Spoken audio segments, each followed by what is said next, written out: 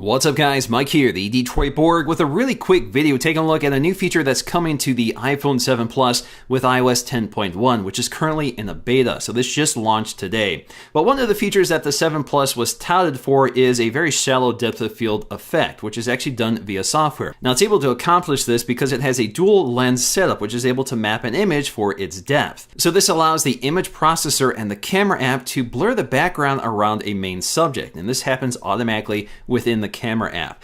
Now what you'll find here is that once you launch the camera app, you'll see this portrait mode, which now becomes available. Now with portrait mode, you kind of have to stay pretty far away from the subject in order to get it in the shot. Now if you're too close to the subject, it will let you know, or if there's not enough distance between the background and the subject, it will also let you know, so you basically have to pull the camera back or reposition the subject in order to get the effect to come into play. Now this happens in real time. In fact, sometimes you'll see it turn on and off as it finds the right point. Now the effect seems to be pretty smart here. It actually knows the distance between the subject and the background, so it applies the appropriate filter for that distance, so it's not very artificial. So it's not just a simple filter applied to the area around the subject, it's actually fairly smart. Now for the most part, this works extremely well. It's able to define the subject and the background pretty clearly, but there can be instances where this doesn't work as well. So for example, if the subject has very unrefined borders, such as a plant, which has some things sticking out here, you can see that the main part of the plant is in focus while some of those fronds are out of focus, so things don't look quite right. Now given the fact that this mode is named portrait, it's probably intended primarily for faces, but of course it does work with subjects as well, so it doesn't have to be limited specifically